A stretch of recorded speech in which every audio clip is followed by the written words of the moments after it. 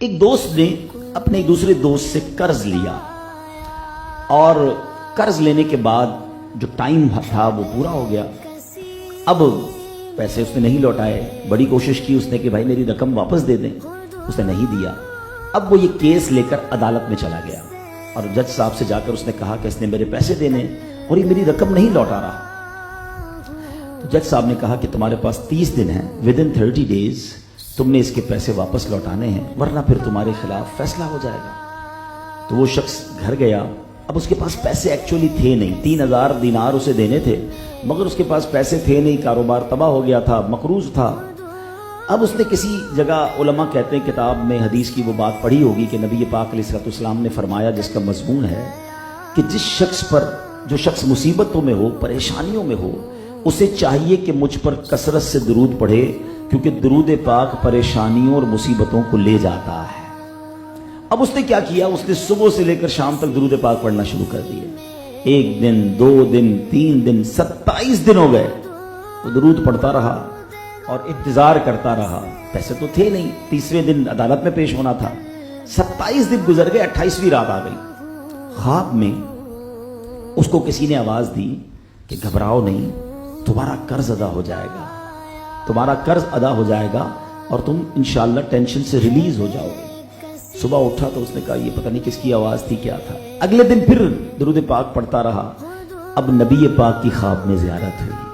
آقا علیہ الصلوۃ والسلام تشریف لائے, فرمائے گھبراؤ نہیں, تمہارا قرض ادا ہو جائے گا, تم علی بن عیسیٰ وزیر کے پاس جاؤ اور اس سے کہو وہ تمہارا قرض ادا کر دے گا. اب جب صبح اٹھا تو بہت خوش کہ نبی پاک کی زیارت مجھے ہو گئی. لیکن پھر خیال آیا کہ میں اگر وزیر صاحب کے پاس گیا اور انہوں نے مجھ سے کوئی ایویڈنس مانگ لیا, کوئی پروف مانگا, کہ میں کیسے مان لوں تمہیں نبی پاک نے بھیجا ہے, تو اس بات پر تو میرے پاس کوئی دلیل نہیں ہے.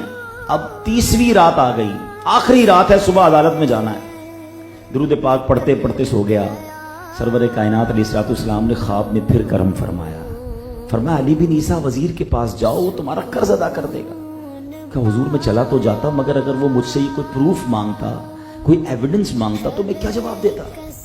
پیارے آقا علیہ الصلوۃ والسلام نے فرمایا کہ ایسا کرو, اسے یہ کہنا کہ آپ کا ایک راز ہے جو آپ جانتے ہیں اور رب جانتا ہے, اور وہ راز یہ ہے کہ آپ روزانہ فجر کے بعد 5000 بار درود پاک پڑھتے ہیں, اور جب تک درود پاک مکمل نہیں ہوتے آپ کسی سے بات نہیں کرتے. اب جب صبح اٹھا تو بہت مطمئن کہ اب تو دلیل بھی آ گئی ہے. پہنچ گیا صبح علی بن عیسیٰ وزیر کے پاس. اس کا دربار لگا ہوا ہے. اس نے پیغام بھجوایا کہ میں علی بن عیسیٰ وزیر صاحب سے اکیلے میں ملنا چاہتا ہوں, پیغام لایا ہوں. درباری نے آ کر پوچھا, وزیر صاحب پوچھ رہے ہیں کس کا پیغام لایا ہو؟ کہا میں نبی پاک علیہ الصلوۃ والسلام کا پیغام لایا. فوراً وزیر صاحب نے بلا لیا. کہا فرمائیے. کہ مجھے میرے آقا علیہ الصلوۃ والسلام نے کہا ہے کہ آپ میرا قرض ادا کر دیں, میں 3000 دینار کا مقروض ہوں. Today is the last day in the court, آج مجھے کورٹ میں پیش ہونا ہے. اگر آج میں نے اپنا قرض ادا نہ کیا تو مجھے جو ہے وہ سزا ہو سکتی ہے. علی بن عیسیٰ کہتا ہے میں بالکل آپ کا قرض تو ادا کر سکتا ہوں, مگر مجھے کیسے پتا چلے, کوئی دلیل ہے, کوئی پروف ہے کہ آپ کو نبی پاک علیہ الصلوۃ والسلام نے بھیجا ہے؟ کہتا ہے ہاں, خالی ہاتھ نہیں آیا, آقا نے دلیل بھی عطا فرمائی ہے. اچھا بتائیے کیا دلیل ہے؟ کا دلیل یہ ہے کہ آپ کا ایک راز ہے جو صرف آپ جانتے ہیں اور آپ کا رب جانتا ہے. 5000 ٹائمز ڈیلی آپ درود پاک پڑھتے ہیں فجر کے بعد, اور جب تک یہ درود پورے نہیں ہوتے آپ کسی سے بات نہیں کرتے. آپ ذرا پہلے تھوڑی دیر کے لیے امیجن کریں کہ جو وزیر 5000 بار روز درود پڑھتا ہوگا وہ عاشق رسول کیسا ہوگا. اس کی تو لاٹری نکل آئی نا, وہ تو خوشی سے جھوم اٹھا, کہتا مرحبا یا رسول اللہ, میرے درود پاک قبول ہو گئے, بہت خوش. اب ابھی بیٹھے ہیں آپ, کمرے میں گیا, واپس آیا اور 3000 نہیں 9000 دینار لے کر آیا.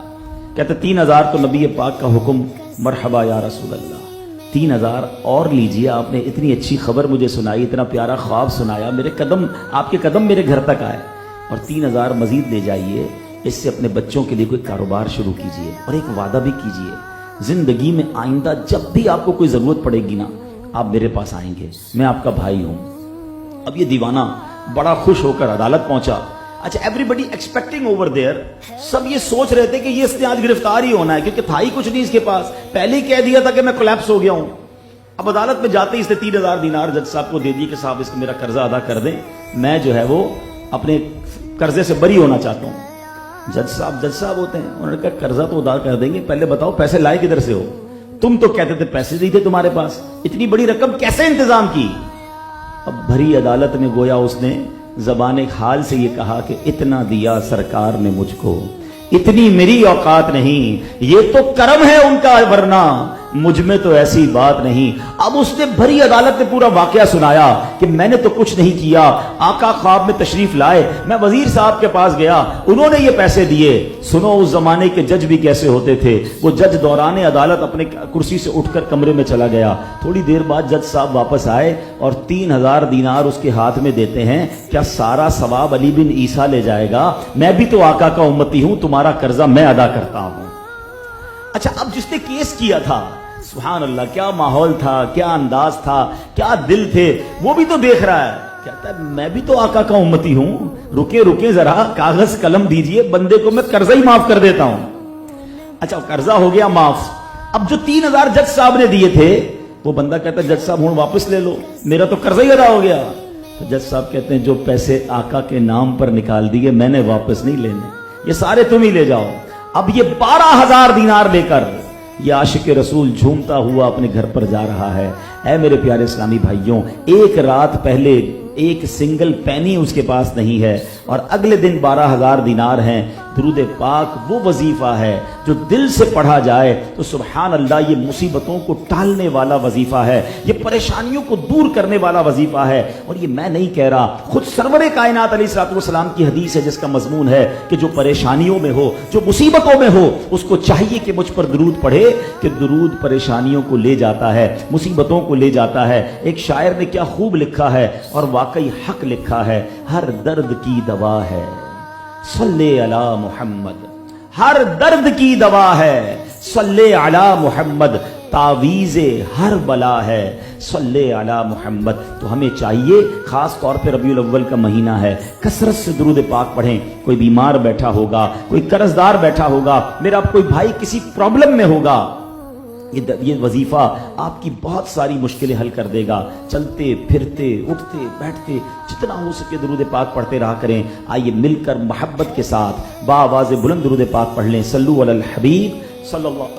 تعالی علی محمد صلی اللہ علیہ وسلم۔